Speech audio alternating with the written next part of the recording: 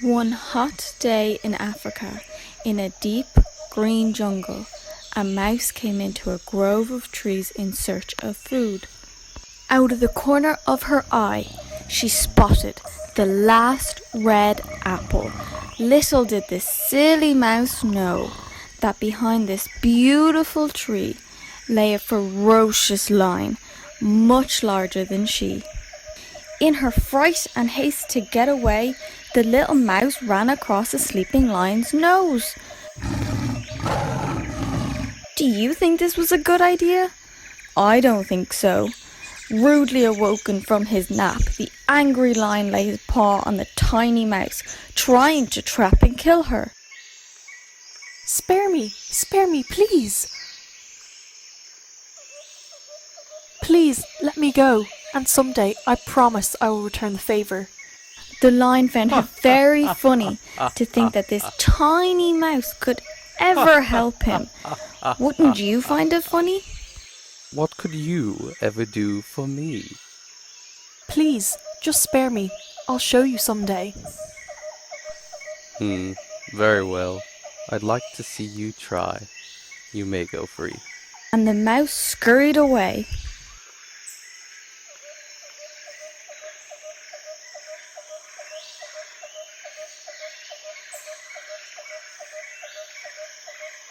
A few days later, the lion was stalking a warthog in the forest, unaware of a hunter's net just beneath him. Suddenly, he was pulled up into the net. He was trapped. Unable to free himself, he roared, shaking all the leaves in the trees of the forest. Back in her home, the little mouse recognized the lion's roar and knew something was wrong. She quickly scurried along the forest floor to find the proud lion trapped in the hunter's net. I'll help you. Don't worry. It's going to be all right. She ran to one of the great ropes that bound him. She gnawed at the rope, thread by thread, until it snapped in half, and soon the lion was freed. Thank you, little mouse. You were there for me when I needed you, and I will never forget that. Well, now you see. If a kindness is given, it will always be received. From that moment on, the lion knew a kindness is never wasted.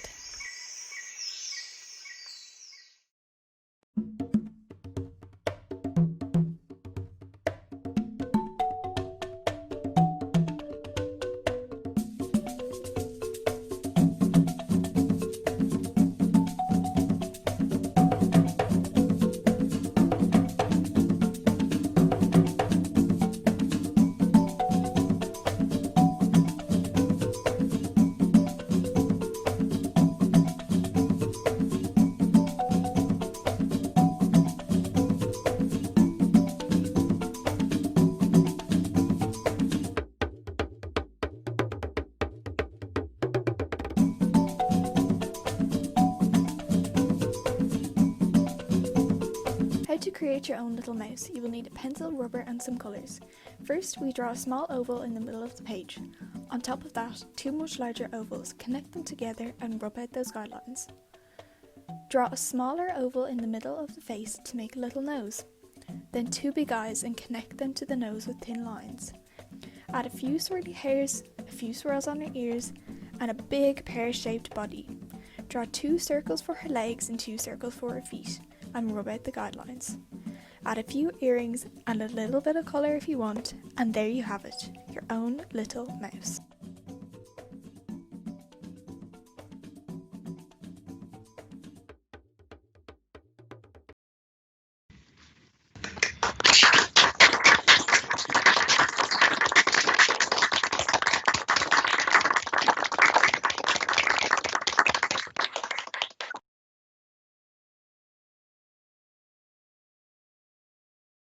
The 3 questions.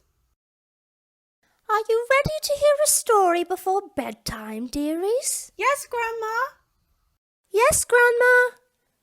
Well, This story takes place in a time far away from the world we know today, in a beautiful Aztec temple. This temple was the most gorgeous temple in all the land, and was the home of a great, noble Aztec emperor. The emperor was widely loved and respected, and was always surrounded by clever advisors. But his favourite advisor by far was the wise Burble. She always stood by the emperor's side and gave him advice. Burble, you are the wisest in all the land. Because of this, many people got very jealous of their relationship. A scheming warrior was one of these people, and he devised a plan to take her place. So he travelled to the temple and put his scheme into motion. O noble Emperor, your wise advisor is not as wise as she may seem. Who are you to question the authority of your emperor? My lord, I am the wisest in all the land. I can prove I am a better advisor than this fool Burble. And how might you do that? You are wise, noble king. Ask your advisor 3 questions that will prove her intelligence. If she fails to answer, you will have proof that she is nothing but a fraud. Very well. I have been wishing to test my dear Burble's intellect. If she fails, you may take her place as my most trusted advisor. If she succeeds, you will be exiled and stripped of your ranks. And so the warrior and Burble agreed with these conditions, and the emperor asked her the 3 questions. How many stars are there in the sky? Where is the center of the earth? And how many men and women are there in the world? Burble thought carefully before answering. There are as many stars in the sky as there are hairs on this sheep's body. The warrior is free to count them if he wishes. This is the center of the earth. The warrior can measure it if he so pleases. As for how many men and women there are, well, it is impossible to count. There are fools such as the warrior that cannot fully be considered either. And so Burble proved her wit and intelligence to the emperor and his subjects. Everyone in the temple rejoiced, save for the warrior, who was promptly banished, never to return. Thus Burble the Wise reclaimed her place as the wisest in all the land, and ruled by the emperor until the end of his reign. The end.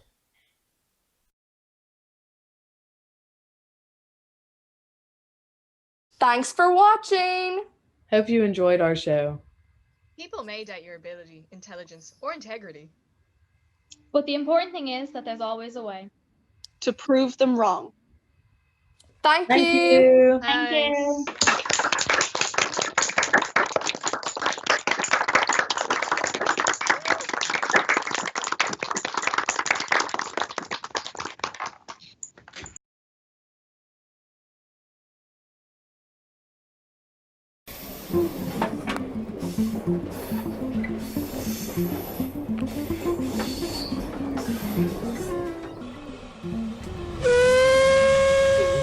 Estación Wanchak. Next stop. Come on, there is so much to see. No, sweetheart, this isn't our stop. Why don't you look out the window until it's time? Hey Mom, look, a monkey. Oh, let me tell you all the story. Once upon a time, there was a clever monkey who sat comfortably in his tall tree which bore juicy red rose apples. Barely anyone came past his part of the jungle until one day a crocodile swam up to that very tree and told the monkey, "I've traveled a very long distance and I've grown very hungry. Could you please spare me a few apples?" "Ah, thank you." Every day, the crocodile returned, and soon enough the two were the best of friends. They discussed life and all of its mysteries, and the crocodile told the monkey, "My wife and I live on the other side of the river. It's not much, but it's home." "Here you go. Take these to your wife. I'm sure she'll enjoy them just as much as we do." The crocodile then returned to his swamp, just in time for sunset. His wife was waiting there, impatiently. Is this supposed to make up for being late? Where were you? I just went across the river. Try one. They're delicious. Could you get me more? Tomorrow, darling. It's getting late. The next day, the crocodile made his way across the river, but his wife wasn't far behind. She had followed him to see why he was spending so much time on the other side of the river. As the monkey and the croc sat chatting, it was clear to see the wife was infuriated. She was so jealous of that monkey. How dare he spend more time with the monkey than a croc? She thought of an idea. If the monkey lived off a diet of those scrumptious apples, then surely the monkey must taste just as good. She devised a plan. She pretended to be sick and explained to her husband that the only way to cure her was the heart of a monkey. Please, my dear, you won't let me die, will you? He contemplated what to do. Hello, friend. How's your end of the river? Oh yeah, it's good. An idea came to the crocodile. Would you like to visit? Oh, I'm afraid I can't. I can't swim. Oh, you don't need to. You have me. I'll give you a ride. I don't know. Don't you trust me? The monkey happily hopped on the crocodile's back. Then when they got to the deepest part of the river, the crocodile began to sink. The monkey became frightened and questioned. What are you doing? With a tear running down the crocodile's face, he sniffed. I'm sorry, but I have to kill you to save my wife. Without your heart, my wife will die. The clever monkey smiled. I would have gladly given you my heart to save your wife. But you see, I left it behind on my apple tree. If you want to save your wife, you better hurry back. So, the silly crocodile turned around and raced back to the shore. But as soon as the monkey saw a low-hanging branch, he took his chance to escape. Then the monkey sat proudly and laughed. Tell your wife she married the biggest fool in the world.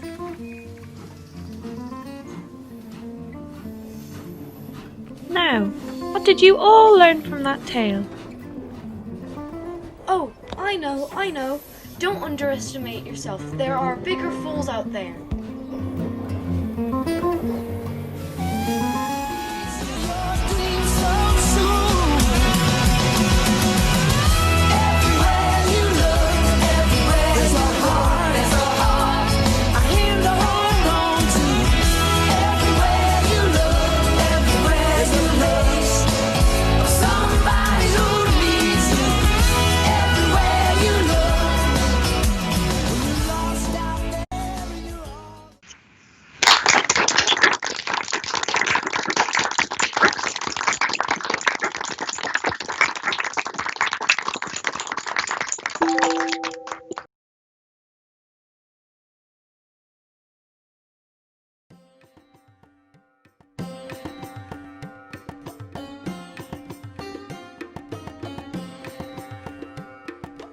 Many years ago, I met a young man.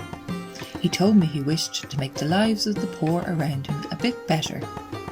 Now I saw this as a worthy pursuit and decided I would help this young man by giving him a bag of gold coins to help him in his charitable works.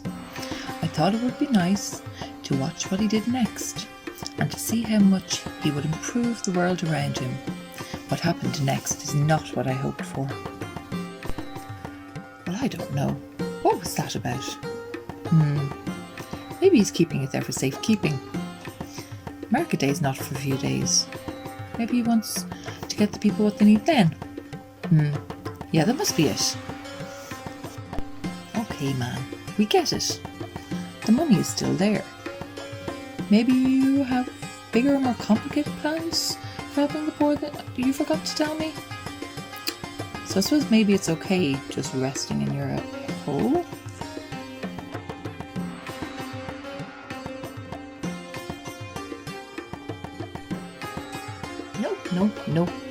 No. That's it. I've had enough. How many years do I have to spend watching him do nothing but count? There's only so much patience one goddess can have. I may have all the time in the world, but my word, Fly, my pretty.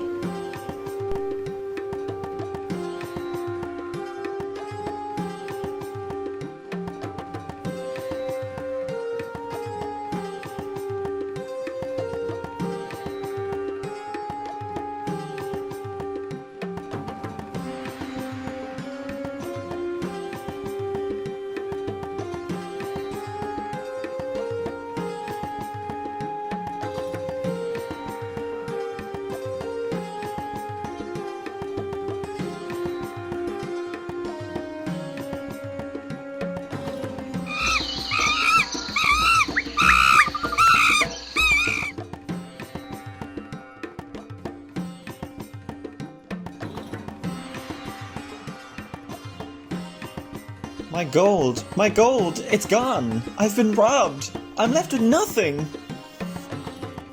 Father, what has you so upset? My gold, it's gone. The hole is empty and now I'm left with nothing. Father, I have watched you go to this hall every day of my life to count that gold. You've lost your wife and your friends, and you did not weep then as you do now. Well, it's as useful to you as the gold was. If you're only going to come out here every day and count, what does it matter whether it's gold or stones? You could have done so much more with it, but you didn't. You are no worse off now than you were yesterday.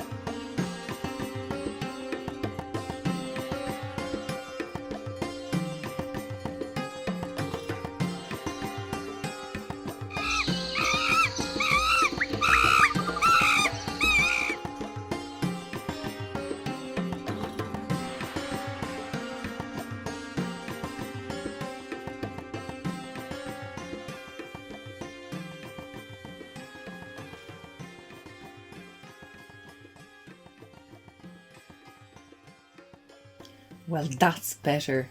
Come here to me, you cheeky monkey. Good boy.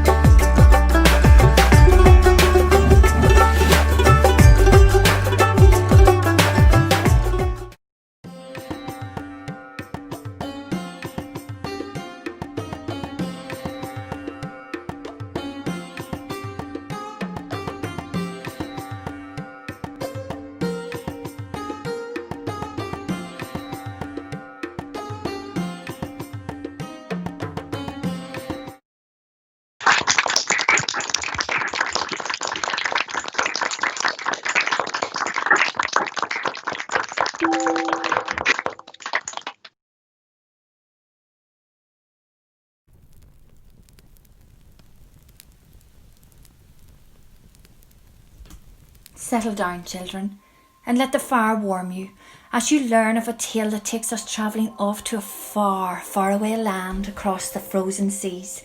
The story of the woodcutter and the axe.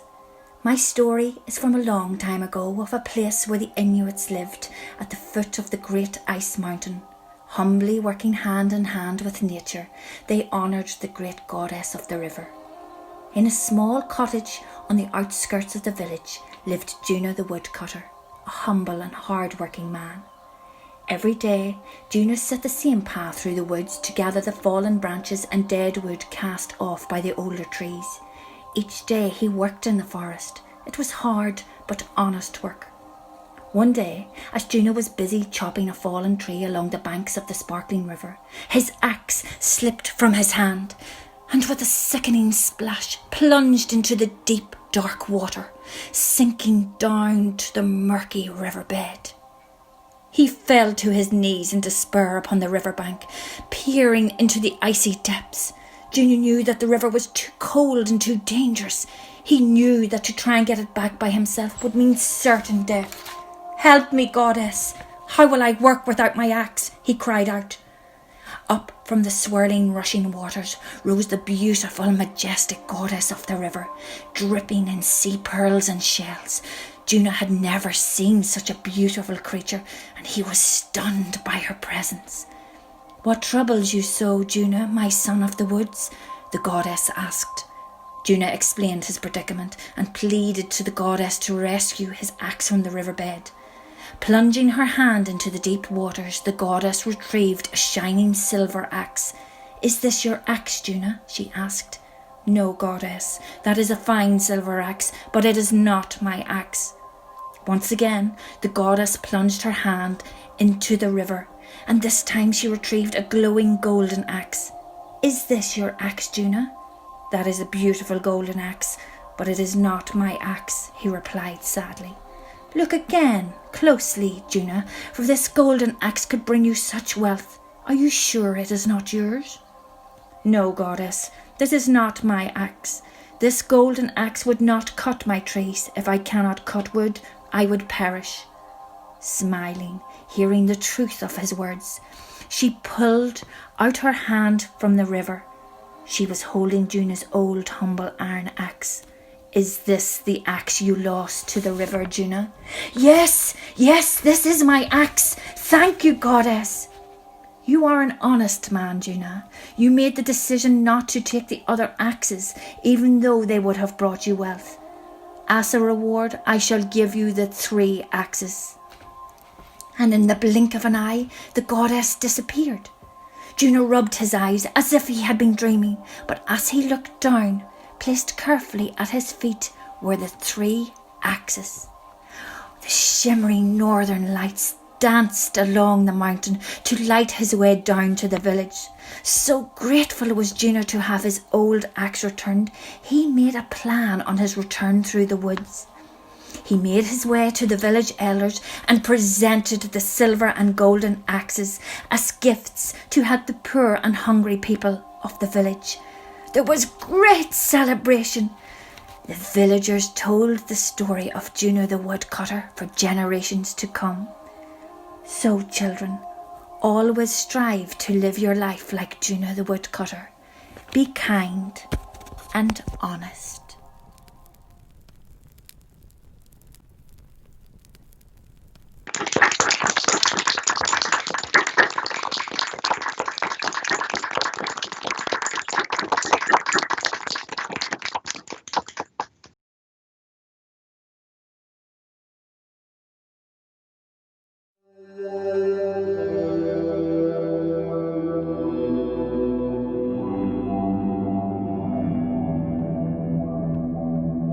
For generations, my family has passed down a treasured present, one given by grandparent to grandchild upon a certain event.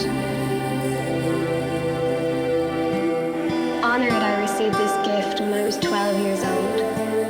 It will bring you joy and teach you great things. This is what I was told.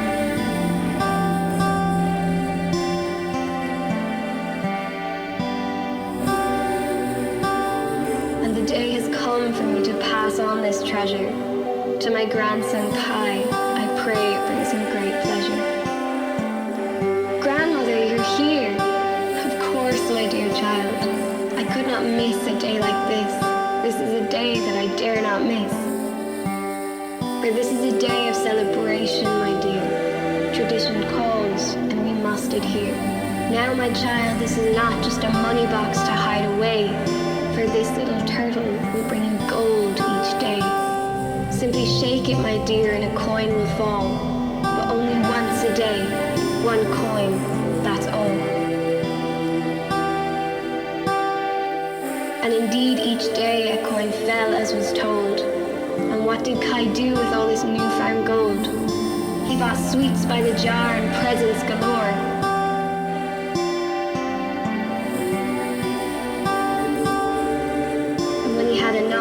He bought more. For young Kai, it was never enough. He wanted more stuff.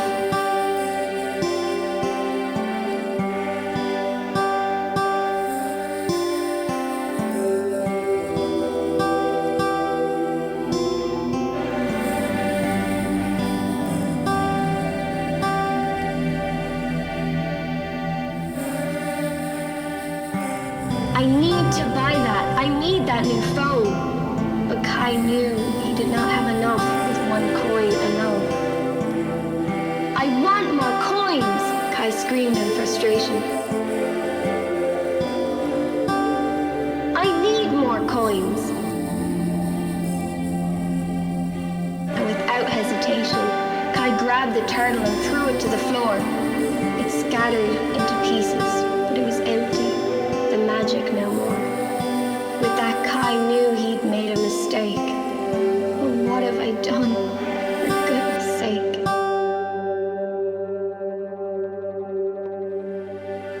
With a sorry heart, Kai came to me to say, to Puna, I became so greedy, I got led astray. The gift you gave me, I broke it. Forgive me? Oh, my dear Kai, with what you have, you must be happy. This is a lesson you must learn, my child. And of course I forgive you, I said as I smiled.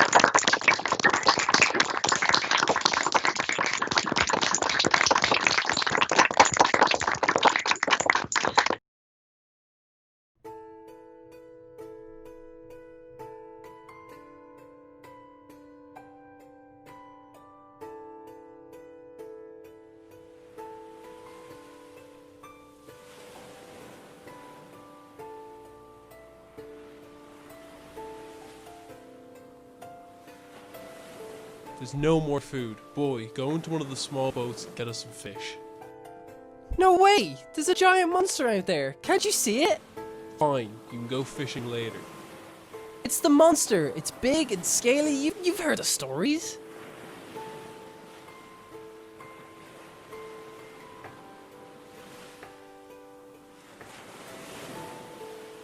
We still need food. Boy, can you go out and fish now? No! The monster! It has giant teeth and claws that could destroy the ship! Fine, but you're going out later.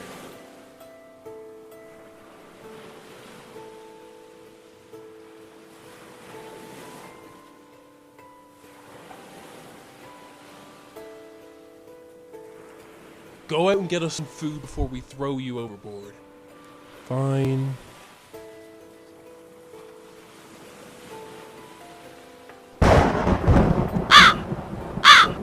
Monster! Monster! Someone help me!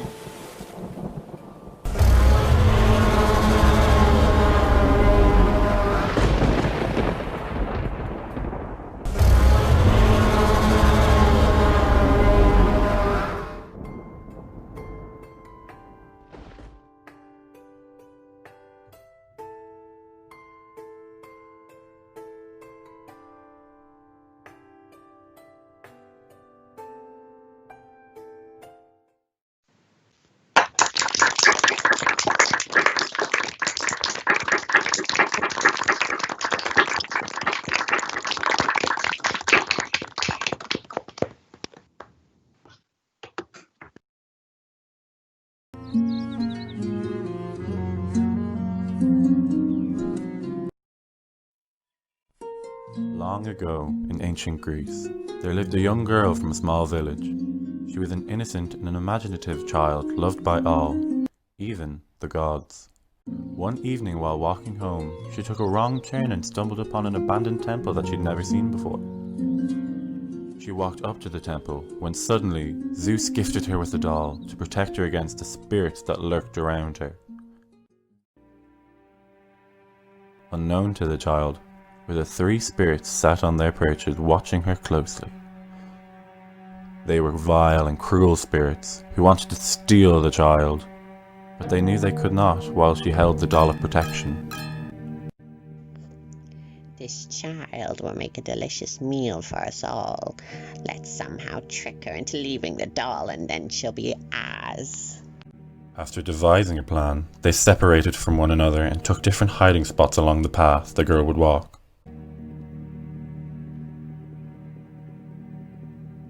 As soon as the girl arrived at a lonely place, one of the spirits came out of its hiding place and shocked the girl by saying, Girl, what are you doing with that torch? Why is an innocent child like you playing with fire?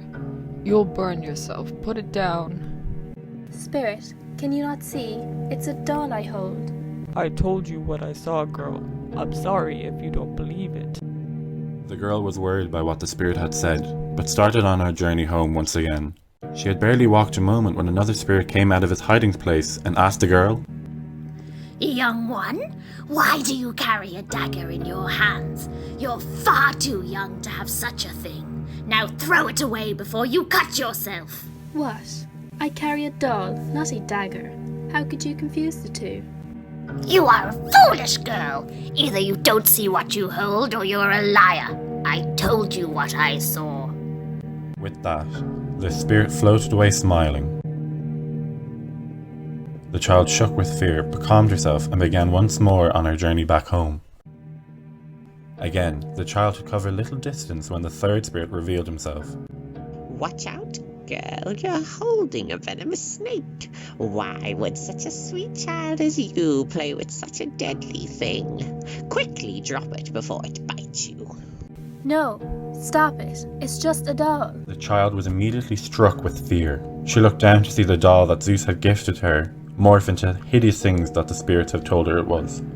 It changed from a doll into a torch, from torch into a dagger, and then finally transformed itself into a winding snake. The girl was overrun with terror and threw the doll to the ground. As the doll hit the ground, it shattered into pieces. The girl went to run home, but was then surrounded by the 3 cackling spirits. And then...